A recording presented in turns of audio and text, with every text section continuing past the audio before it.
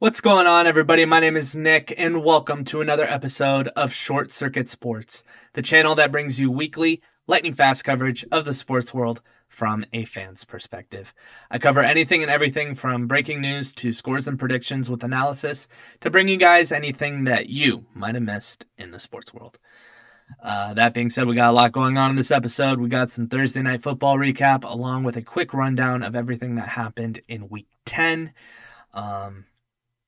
We also got some MLB breaking news along with an NBA suspension. So you don't want to miss any of that. And we also got my top 5 games to watch and look out for in week 11 of the NFL. So you don't want to miss any of that. If you're not subscribed already, please subscribe, turn on your notifications, like this episode, the whole thing. And without further introduction, stay plugged in, stay charged up, and let's get into it.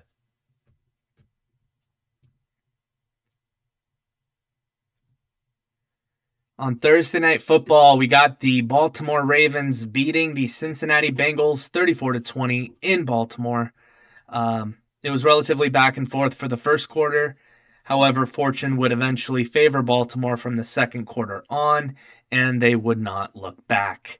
Baltimore quarterback Lamar Jackson would finish this game with over 260 yards of passing and 2 touchdowns. While running back Gus Edwards would also run for 2 touchdowns of his own. With Cincinnati, quarterback Joe Burrow threw for a touchdown pass and was playing well throughout the first quarter until he suffered a wrist injury, which would knock him out of the game. After this game, Baltimore moves to 8-3 on the year and maintains a first place standing in the AFC North, while Cincinnati, who I thought had the most momentum in the NFL up until 2 weeks ago, now have lost 2 straight and fall to 5-5 on the year. Now, this game was unfortunately overshadowed by injuries to both teams, and both of them seem pretty severe.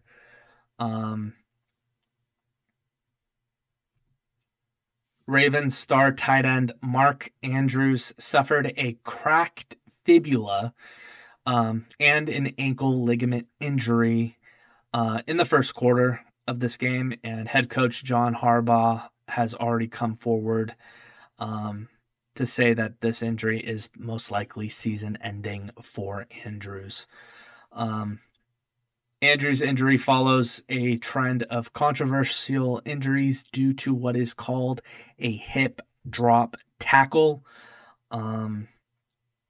Chairman of the NFL's competition committee, Rich McKay, describes the hip drop tackle as when, quote, the defender is encircling, tackling the runner, and then swinging their weight and falling on the side of their leg, which is their ankle or their knee.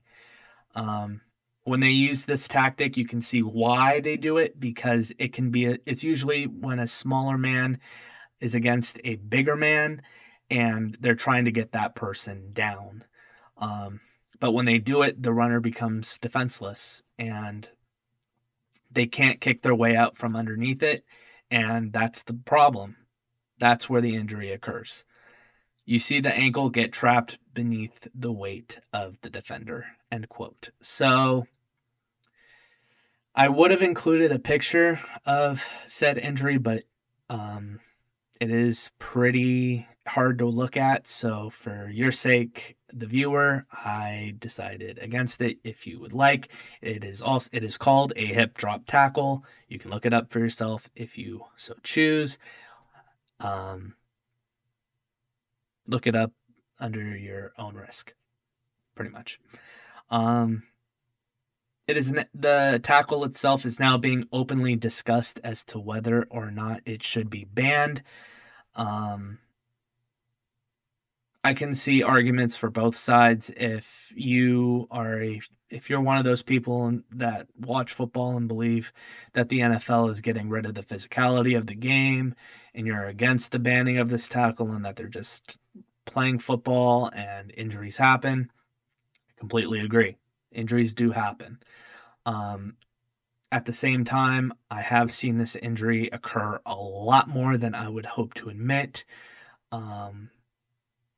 especially to tight ends because they are so much bigger than corners and linebackers, and they do anything they can to get these guys down, and this is one of the few ways that they do it, and it's graphic. It's really hard to watch, and it is a horrendous injury, and it knocks them out for the year. This causes major leg injuries, and some guys are never the same. So I can see the proponent for both, really, but whichever way the NFL decides to roll on this, I think this is one of those few topics that, you know what, I would be okay with whatever the NFL decided on this, because this is one of those tackles that, you know what, it is physical, it is football, and I love that about the NFL, and I love the physicality of it, but at the same time, if we're talking about the safety of the players, I also understand the reasoning here to ban it. The second injury that occurred in this game was to none other than Cincinnati Bengals star quarterback Joe Burrow. It occurred in the second quarter when Burrow suffered a non-contact wrist injury while throwing a touchdown pass to running back Joe Mixon. Burrow says, quote, "The play before it happened, I landed on my wrist a little bit, and the next play, the touchdown pass, I just felt a pop in the middle of the throw," end quote. Unfortunately for the Bengals, after undergoing testing, it was revealed that he suffered a torn ligament in his throwing wrist, which will require season-ending surgery. So, barring a miracle from whoever the Cincinnati Bengals current quarterback will be, whether they sign somebody or they stick with whoever their backup quarterback is, I think his name is Browning. Barring a miracle from anybody, I think that Cincinnati season is over. I don't see how they can really get as far as they have. I don't see how they can get as far as they've made it with Burrow, and I don't see how they can do it this year. So I think they go back to the drawing board and they see where they can go for next year. On top of that, the Bengals are currently being investigated for the possibility that Joe Burrow should have been on the injury report before this game. In a now deleted post, Joe Burrow was shown wearing what looked like a wrist brace on his right wrist when he got off the team plane. If it is revealed that Burrow had been hurt throughout the week and that the Bengals did not comply with the NFL injury policy, the Bengals could be fined and or lose a draft pick, depending on how the NFL rules it. Burrow himself claims that it was a compression sleeve and that he was wearing it for reasons, quote, not related to his season-ending injury, end quote. I can't really tell from the video. It's circulating Twitter if you guys want to look it up, but it really is hard to tell what it is. It could be a brace, it could be a sleeve, one of the two. However the NFL decides to rule this, that's completely up to them, but it just goes from bad to worse for Cincinnati. In baseball news, the Oakland Athletics have been approved to move to Las Vegas after a unanimous vote from the MLB owners. This comes after years of back and forth between the city and controversial owner John Fisher, pictured above me, to attempt to get a deal done for a new stadium to keep the A's in Oakland. MLB Commissioner Rob Manfred, or the other guy, said while they did everything they could to avoid relocation, he said, quote, I am convinced that there was not a viable path forward in Oakland. Um, there are some legal challenges that have to be um, cleared up before the A's can officially move to Vegas, but now having the rest of the owners on board is a major momentum boost for the move to Vegas. Um, the move is not without controversy, as there has been major fan backlash, not just from the Oakland fan base, but from the rest of the league as well. And it really starts at the top with Fisher. Um, as you can see pictured here, he is not very popular amongst the Oakland A's fan base, and deservedly so. Um, Forbes estimates Fisher to be worth a whopping $2.8 billion, which would rank him as the eighth richest MLB owner. And yet the A's are annually at the bottom five of total payroll. Um, just this past year, their payroll was $32.5 million. They trade away all of their big name talent just so that their team doesn't overpay. Um, Names like Matt Olson, Matt Chapman, Sean Murphy, Josh Donaldson, Marcus Semien, Sonny Gray, Liam Hendricks, Mark Canha, and Sean Manaea, just to name a few. And these are all-star names. And this is just within the last decade alone. I could name you players from the early 2000s that they let go of. The A's could have had multiple World Series throughout the 2000s, the 2010s. They could be competing every year, and yet they don't. And Fisher is the reason why. He does not pay for his players. He has his management trade them away whenever their contract year is about to expire or when they're up for a major contract extension, and he decides, you know what, I do not want to pay. And that's just the plain truth. That's what they do. I'm not pulling anything out of thin air. This is what the Oakland A's are known for. For those of you that watch baseball, that care about baseball, you know that the A's have had major talent throughout the years, and yet what do? They trade them away. And not only that, but they go through constant rebuilds. And in 2022, after their most recent rebuild, the A's raised their season they raised their season ticket prices. It really is like a scene out of the movie Major League. For those of you that have seen it, you will know what I'm talking about. For those of you that don't know, there is an owner in the movie that spends as little as possible and signs has-been and no-name players to try and decrease fan base to the point that they can move the team. It's not just in Hollywood anymore. It is now in Major League Baseball. The last point I'm going to really make before moving off this topic, because it really is frustrating, is that Fisher didn't really even try to stay in Oakland. He didn't even try. The city did as much as they could to attempt to raise money for a possible stadium site. They even made an agreement with Fisher that they worked out, where Fisher would ask the city to raise $352 million for a stadium site. Oakland went above that. They raised $375 million. And yet Fisher still went ahead and negotiated with Vegas. Oakland Mayor Shang Tao, I hope I pronounced that correctly, believes, quote, the A's never intended to stay, end quote, and that the A's were simply using them as, quote, leverage.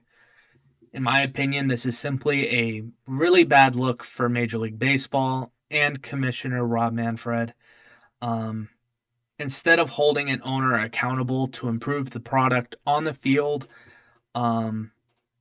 and to do more to keep the team in Oakland. Manfred basically let Fisher lie to the city and lie to the people that support this team um, in order to get what he wanted. Fisher got what he wanted.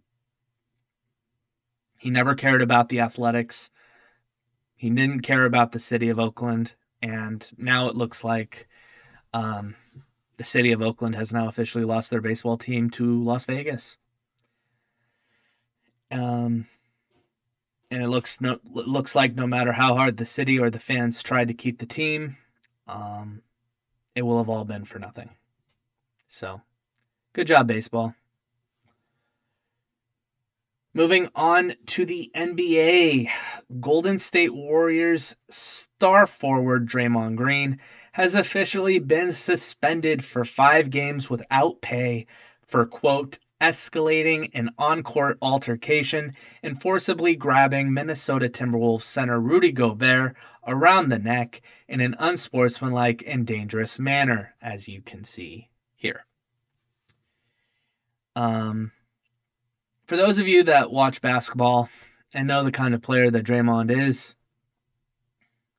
it should not be surprising that the NBA gave him a 5-game suspension, especially due to his history of unsportsmanlike acts. This particular altercation started when Warriors guard Klay Thompson and Timberwolves forward Jaden McDaniels got tangled up at midcourt, and they started pushing and shoving during Tuesday's game. Gobert proceeded to grab Thompson in an effort to separate the two, and as you can see here, Draymond took it upon himself to try and defend his teammate. And he really did just try to grab Gobert and drag him away from it so that he can de-escalate the conflict. That being said, he put him in a chokehold.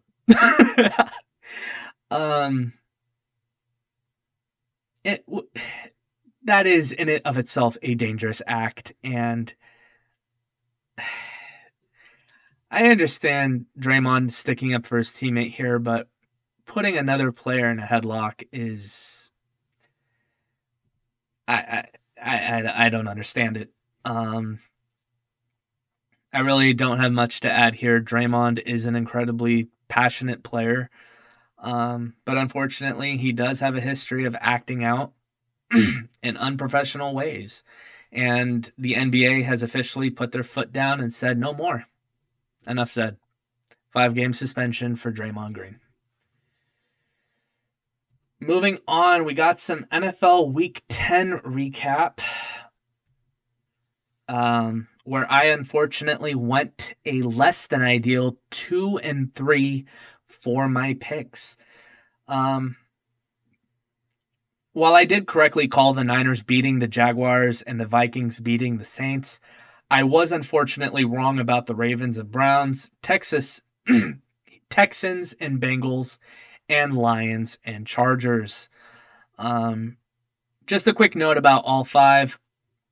Number 1, I did not anticipate the Niners breaking out of their slump like they did. I really thought that the Jaguars would put up more of an offensive display, and it never happened. And I think that the Niners put the league on notice again with their defensive display. They ended up sacking Jaguars quarterback Trevor Lawrence 5 times, and they picked him off twice on the day. So, great game by the Niners there. Number 2 note, the Cleveland Browns defense is legit. And I really didn't think that they could stand up to Lamar Jackson, and yet they sacked him 3 times and picked him off twice. Unfortunately for the Browns, they lose quarterback Deshaun Watson for the rest of the year with a broken bone in his throwing shoulder. So tough luck for the Browns there. My number 3 note, Texans quarterback CJ Stroud is officially my pick for Offensive Rookie of the Year. He has put on an absolute masterclass of a season so far, and I don't think he's anywhere close to being finished. Um, he threw for over 350 yards in this game against the Bengals, and he did lead the Texans on a game-winning drive to kick a game-winning field goal at the last second. So just he seems like a veteran quarterback already, and he's a rookie.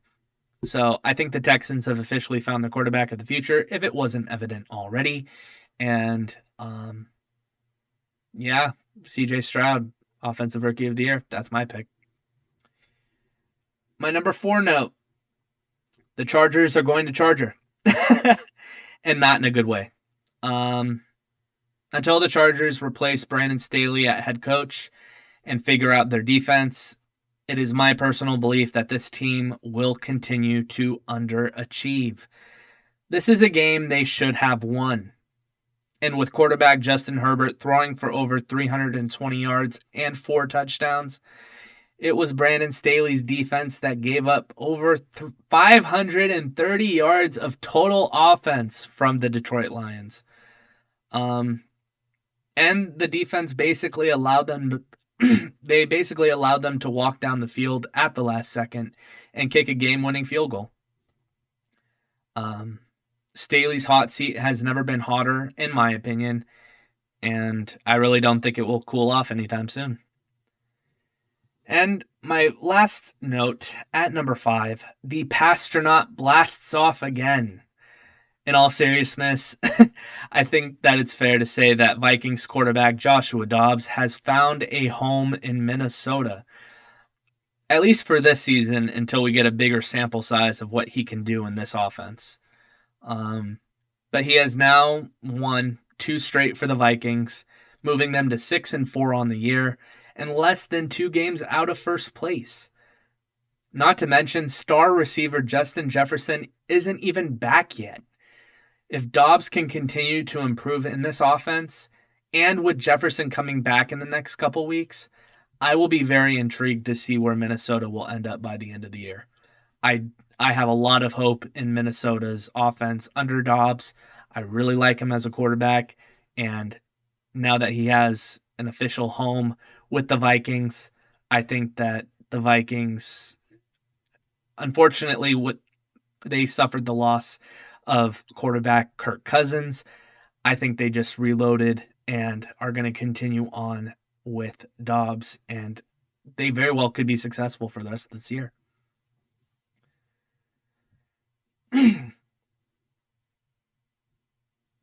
Last but not least,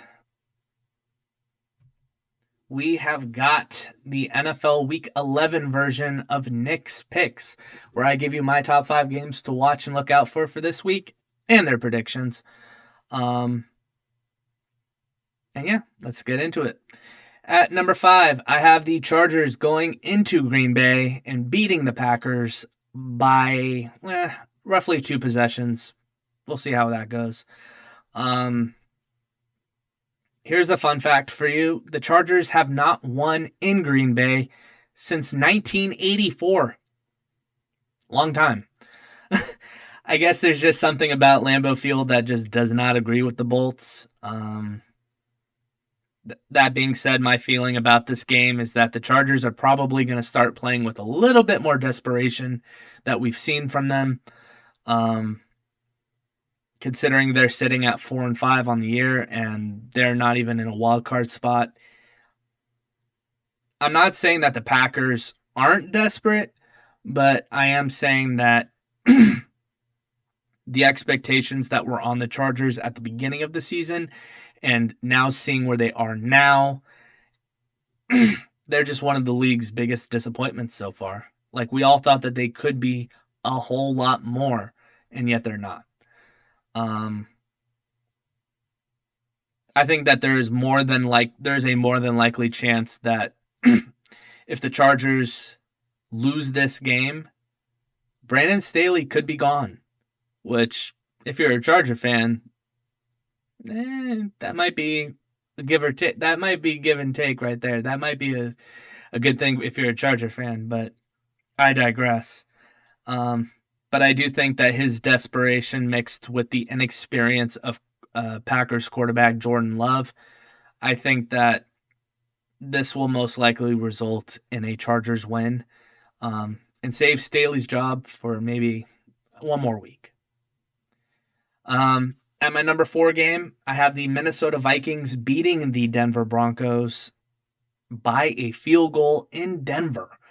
My reasoning for this one is that, like I mentioned before, Vikings quarterback Joshua Dobbs, he's playing confident. He's playing incredibly well right now. The Vikings have won 2 straight under him. And to be fair, I'm not completely sold on the Broncos. I will give Denver their props. They have won 3 straight, and 2 of those games were against the Chiefs and the Bills. That being said, Chiefs quarterback Patrick Mahomes did play with the flu that day, and the Bills have been one of the league's biggest disappointments up till now.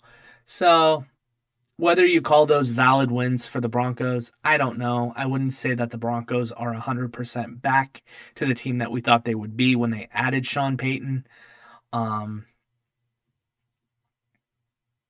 But, I mean, I guess it's a wait and see, and this game will certainly be a major test for both of these teams. Not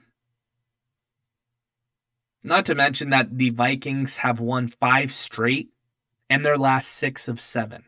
So I do think that Russell Wilson and the Broncos offense can keep this a relatively close game. That being said, I think that the Vikings just have way too much momentum going into this game. And with how well they've been playing, I think that they have enough to scrape by with a win.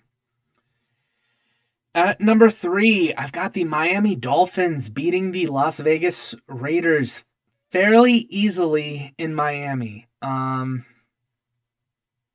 While I know I've got them losing this game, I do want to say something about the Raiders. I will say that I have been thoroughly impressed with interim head coach Antonio Pierce. And the fact that he has seemingly turned the Raiders season completely around. They've won 2 straight. He's a former player himself. I think he knows how to get the most out of his players. And I think the players love to play for him, unlike how they were playing under former coach Josh McDaniels. I think the Raiders would be doing a major disservice to this team and their fans if they let Pierce walk at the end of the year. I think he should be their coach going forward. He's even mentioned it before. He's from Compton. He grew up watching the Raiders. He loves the Raiders. He bleeds the black and silver. So I think that he grew up loving the Raiders, and I think the team responds very well to him. And I think that the Raiders should keep him going forward. That being said, the 2 games they did win over the last couple weeks were against the Jets and the Giants. Not exactly the league's elite teams.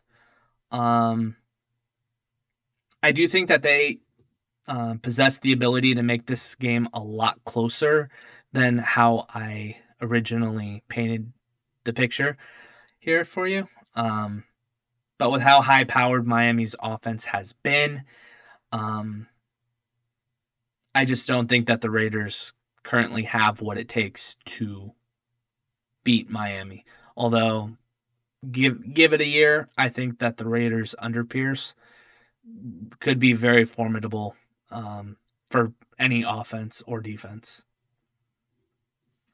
At number 2, I have the Pittsburgh Steelers narrowly beating the Cleveland Browns in Cleveland. My reasoning for this one, I mentioned before, Cleveland is without starting quarterback Deshaun Watson. They will be starting rookie quarterback Dorian Thompson-Robinson, who has only appeared in 2 games this year, and in one of those games he only took 1 snap. Or I believe he only threw 1 pass. So they're playing with a very inexperienced quarterback there. Adding to that, For whatever reason, the Steelers have somehow managed to get to 6-3. Um, I think that's more of a credit to experienced head coach Mike Tomlin. Um, if you look at the games they've won, they haven't been winning easily. They've been winning very, very ugly games, and yet the testament is win however you can. Um, and they've been doing that. And I think Mike Tomlin, with him at the helm and against the rookie quarterback, I think that the Steelers can still somehow find a way to win this one, even against the elite defense that Cleveland possesses. So this game will probably be a lot closer than people think it will be, and I think that this game will come down to really whoever has the ball last. And at my number one game, if there wasn't any doubt, it's the Kelsey Bowl. Except this time I have the Philadelphia Eagles getting complete payback for their Super Bowl defeat against the Kansas City Chiefs, and they get to do it in Kansas City. My thought process here is that Philadelphia has found a way to win the majority of their games this year. They win ugly, and they can win by completely blowing you out. And with quarterback Jalen Hurts playing like an MVP, I think that there is a more than likely chance that they can win here. That being said, the Chiefs are the defending champs for a reason. And not only that, but Chiefs head coach Andy Reid is 31-6 when coming off of a bye. So when it comes to this game, history is on the Chiefs' side here. That being said, when it comes to momentum, I've got to give it to the Eagles here. We'll see how that goes. If you agree with any of these picks, if you disagree with any of these picks, let me know down in the comments, and I will happily debate you civilly.